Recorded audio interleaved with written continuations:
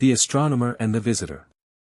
The warning system screamed at 2:47 a.m., dragging Dr. Marcus Webb from restless sleep into chaos. Lightning split the desert sky in patterns that defied natural physics, and Marcus stumbled to his observation deck with his heart hammering against his ribs. The research station perched on the edge of nowhere, 3 hours from the nearest town, which was exactly how Marcus preferred it. People were complicated, unpredictable, exhausting, stars were reliable. Through the reinforced windows, he watched something tear through the atmosphere, not a meteor but something controlled, something fighting against gravity and losing. The object, sleek and silver like liquid metal, carved a burning path across the darkness before disappearing behind the rocky hills that surrounded his facility. "That's not space debris," Marcus muttered, already pulling on his jacket and boots. His hands shook as he grabbed the emergency kit and headed for the door. Every logical part of his brain screamed at him to call authorities, but the scientist in him needed to see this first, needed to understand what had just violated every law of orbital mechanics he understood. The desert night pressed cold against his skin as he navigated the rough terrain with his flashlight. The impact site wasn't hard to find. A trail of scorched earth led him straight to a shallow crater where the object rested, already cooling. It looked like a teardrop made of chrome and starlight, beautiful and impossible. Marcus approached carefully, his scientific training warring with pure awe. The hull was seamless, no rivets or welds, just one continuous surface that seemed to drink in his flashlight beam. Then he saw the crack, a spiderweb fracture spreading across one side, and through it, something purple glowing faintly. "Hello." His voice sounded absurdly small against the vast desert silence. "Is anyone in there?"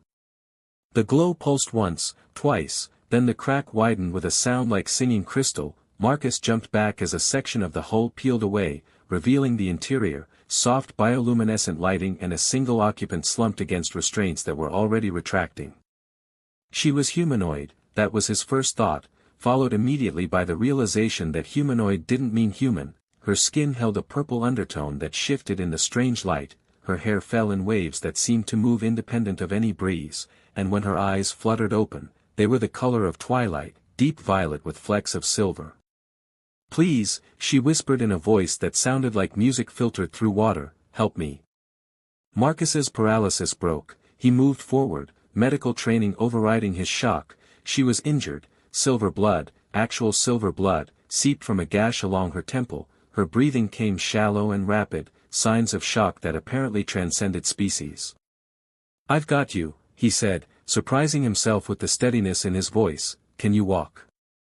She tried to stand and immediately crumpled. Marcus caught her, staggering under her weight, which was more than her slender frame suggested. He adjusted his grip, acutely aware of how her skin felt cool against his hands, like touching morning mist. The journey back to the research station took twice as long as the trip out. She drifted in and out of consciousness, murmuring words in a language that sounded like wind chimes and distant thunder. Marcus kept talking to her, nonsense mostly, random facts about the desert and the stars, anything to keep her aware and responsive. Inside, he laid her on his medical cot, the only bed besides his own in the entire facility. His first aid supplies felt laughably inadequate as he cleaned the wound on her temple, but the silver blood began to slow, coagulating into something that resembled mercury. "What's your name?" he asked softly, more to gauge her consciousness than expecting an answer. Her eyes focused on him with effort. "Zara," she managed, the word coming easier than her earlier attempts at speech. I am called Zara."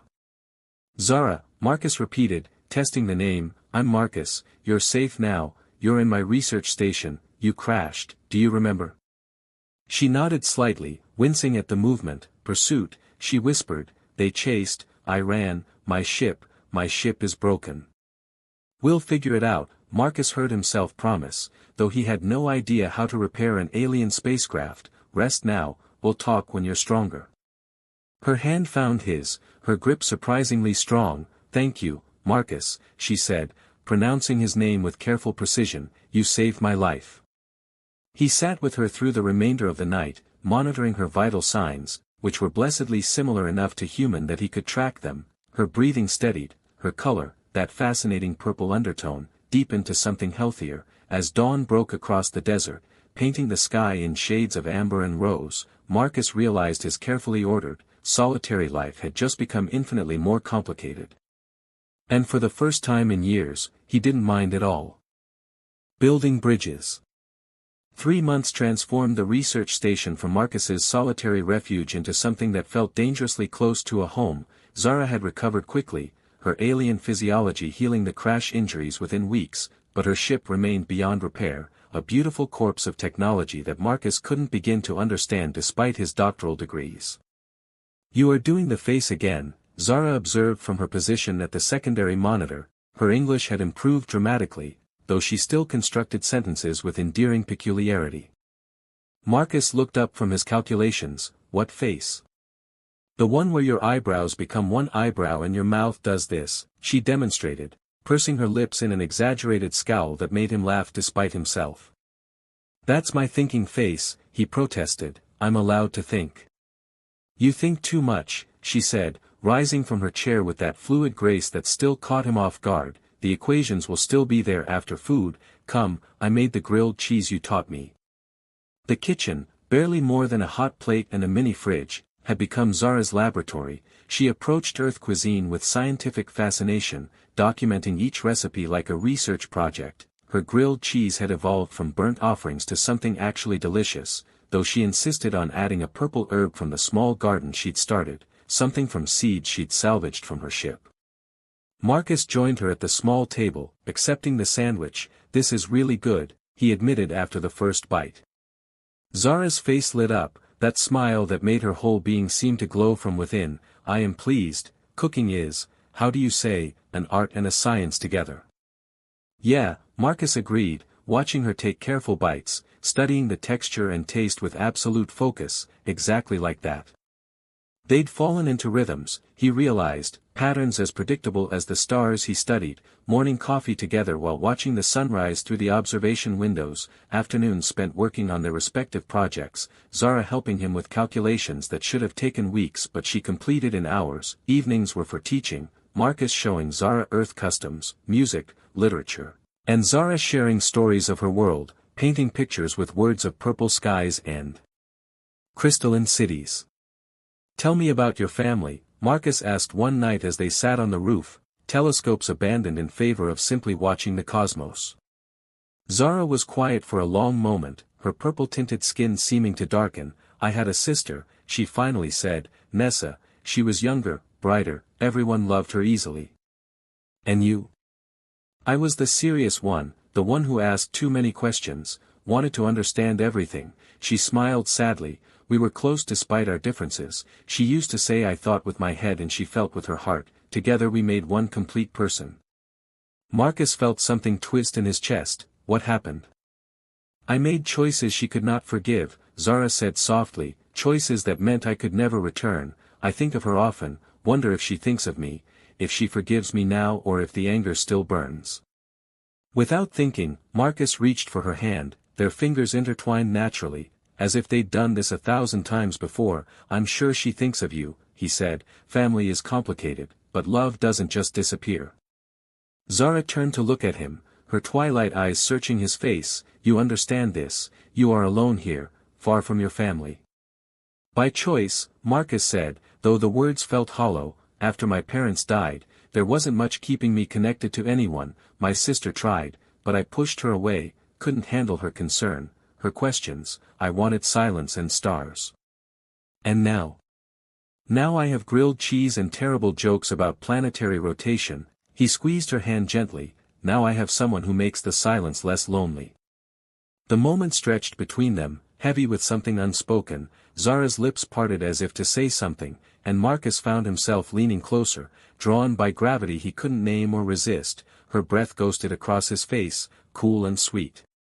Then his phone alarm shattered the moment, the automated warning for a scheduled satellite pass that required his observation. They sprang apart like teenagers caught by parents, both suddenly fascinated by different sections of sky. The satellite," Marcus stammered, fumbling with his telescope. Yes, of course," Zara agreed too quickly, "and I have my plant samples to check. The growth rates they need monitoring." They retreated to their separate tasks, professional distance reasserting itself, but Marcus's hands shook as he adjusted his equipment, and when he glanced at Zara's retreating form, he saw her touch her lips with wondering fingers. That night, lying in his bed while Zara slept in the converted storage room they'd made into her quarters, Marcus stared at the ceiling and admitted what he'd been denying for weeks: he was falling for her, had maybe been falling since that first night when she'd gripped his hand and thanked him for saving her life. The realization terrified him more than her alien nature ever could, because hearts were messier than equations, unpredictable in ways that stars never were, and opening himself to this feeling meant risking the kind of pain he'd spent years avoiding. But as he finally drifted to sleep, his last thought was of her smile, and how maybe, just maybe, some risks were worth taking. Unspoken truths. The solar storm warnings came during breakfast, Marcus's equipment screaming alerts while they sat across from each other with coffee and uncomfortable silence that had lingered for 3 days since the almost kiss. Zara had been avoiding his eyes, suddenly finding reasons to work in different parts of the station, and Marcus had let her, too cowardly to address what had almost happened between them. "How bad is it?" Zara asked, abandoning her toast to study the readouts over his shoulder. Marcus scanned the data, his stomach dropping. "Class X flare, possibly X10 or higher. We need to shut down everything non-essential and move to the shelter room."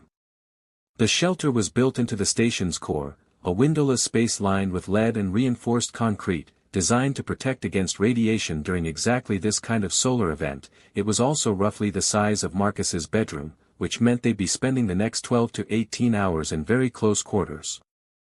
They worked efficiently, years of training overriding personal awkwardness. Marcus powered down systems while Zara gathered supplies, water, food, blankets, entertainment, anything to make their confinement bearable. Within 30 minutes they were sealed inside, emergency lighting casting everything in a soft amber glow. "Cozy," Zara observed, settling onto one of the 2 cots with her legs folded beneath her. "That's one word for it." Marcus sat on the opposite cot, maintaining maximum distance in the limited space. "Claustrophobic works too." "You are uncomfortable," she said, and it wasn't a question. Marcus ran his hand through his hair, a nervous gesture he'd never managed to break. "I'm fine, just, solar storms make me anxious." "Liar," Zara said softly, but without accusation. "You have studied solar storms for 10 years, they do not make you anxious, I make you anxious." The directness was so typically Zara that Marcus almost smiled. "You don't make me anxious. Then why do you avoid looking at me for 3 days? Why do you leave rooms when I enter? Why do we pretend that moment on the roof did not happen?" Marcus finally met her eyes, those impossible twilight depths that seemed to see straight through all his carefully constructed walls. "Because I don't know what to do about it," he admitted. "I don't know how to. I haven't let anyone close in so long, Zara, I don't remember how." She was quiet for a moment, then moved to sit beside him on his cot, close enough that her cool presence raised goosebumps on his arm. "Then we learn together," she said simply, "because I also do not know. On my world, connections are different, deliberate, chosen through ritual and declaration. This feeling that grows slowly like your earth plants, this is new to me." "What feeling?" Marcus asked, though his heart already knew the answer. Zara turned to face him fully, her purple-tinted skin seeming to glow slightly in the dim light.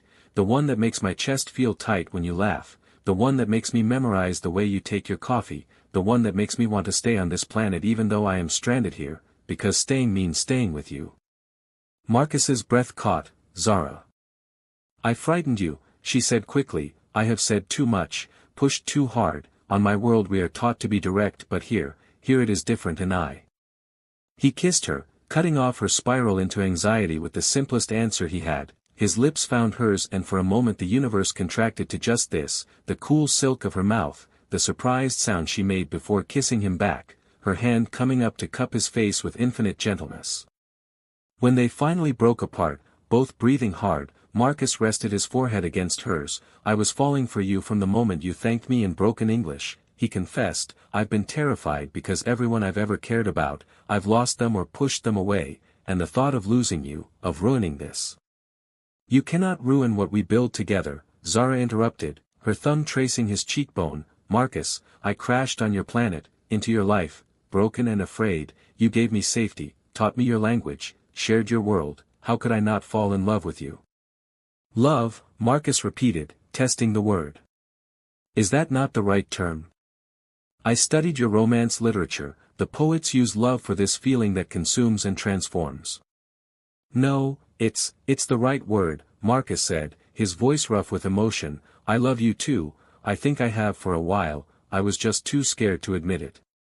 Zara smiled, that luminous expression that made his heart skip. Then we are both fools in the same way. The best kind of fools, Marcus agreed, kissing her again, slower this time, learning the shape of her mouth, the way she sighed against him, the coolness of her skin warming under his touch. They spent the storm hours talking, finally letting down all the walls they'd maintained. Marcus told her about his parents' accident, how he'd withdrawn from his sister Rachel, convinced that keeping people at a distance meant never experiencing loss again.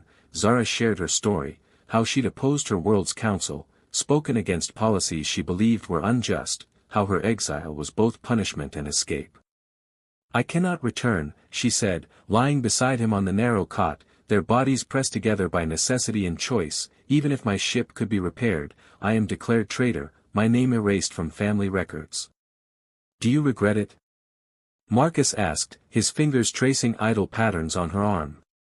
I regret the pain I caused Nessa, Zara said honestly, but I do not regret standing for what I believed, and I cannot regret the path that brought me to you, even if it means never seeing my home again.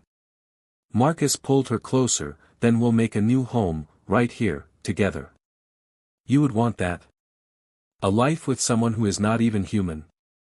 I want a life with you, Marcus corrected, everything else is just details. Zara kissed him then, deep and sure, and Marcus felt something in his chest crack open, years of careful isolation crumbling under the weight of this impossible, beautiful connection. When the all-clear finally sounded, they emerged from the shelter transformed, no longer two separate people sharing space but partners choosing each other, choosing this strange and wonderful love that had bloomed in the desert under infinite stars. Confession under starlight. 6 months after Zara's arrival, the sky prepared for a celestial show that happened once every 75 years. Marcus had been anticipating this planetary alignment since graduate school, but now he found himself more focused on the woman beside him than the cosmic event overhead. You are not watching, Zara teased, adjusting the telescope he'd abandoned. I'm watching something better, Marcus replied, earning him an eye roll that he'd taught her. They'd grown comfortable in their love, small touches throughout the day, stolen kisses between experiments, nights spent tangled together learning each other's bodies with reverent curiosity, but something felt different tonight. Zara had been quiet all day, her purple-tinted skin flickering with bioluminescent patterns that only appeared when she was deeply emotional. Zara, what's wrong? Marcus asked, taking her hand. She looked at him with those twilight eyes. I need to tell you something, about why I really stayed. You stayed because your ship was destroyed. No, she interrupted, my ship could have been repaired, I have the knowledge, the resources existed in your salvage yards, I chose not to fix it. Marcus's heart stuttered, why? Because on my world, when we leave forever, we send a signal, a burst of light that tells our families we survived the journey, that we found ground beneath our feet, she explained, her voice trembling. I was supposed to burn bright enough for them to see across star systems, I never sent it. Why not?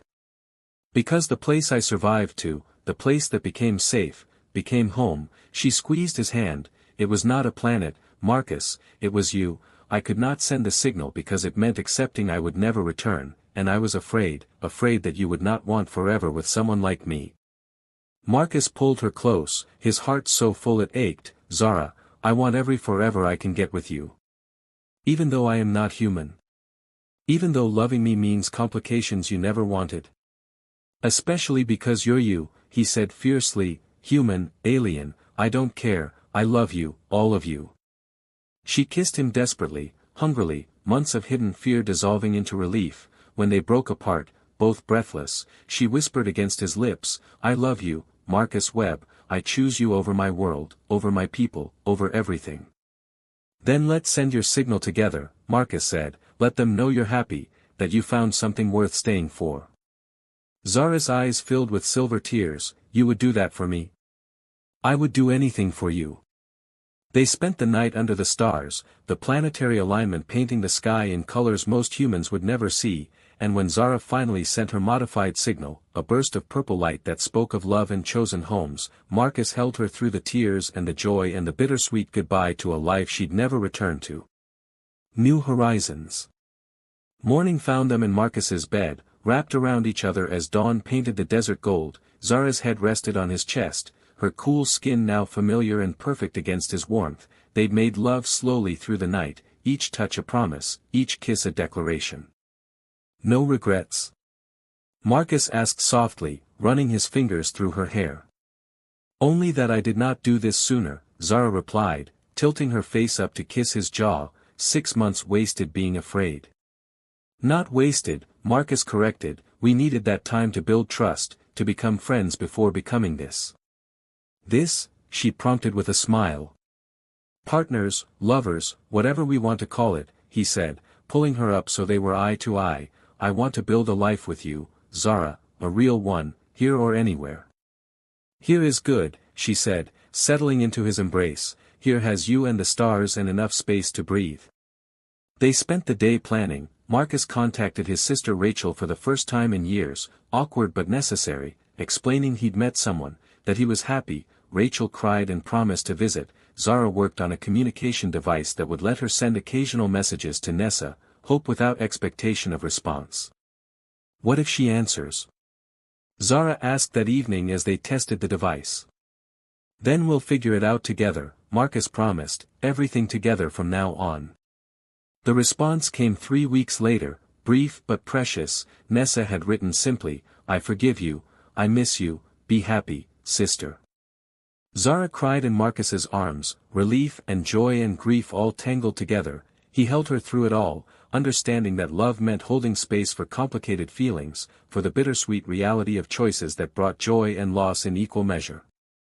They transformed the research station into something new, part observatory, part home, part bridge between worlds. Marcus continued his work with Zara's help, publishing papers that revolutionized understanding of cosmic phenomena. Zara built a garden that grew earth plants alongside purple blooms from her world, a living symbol of their merged lives.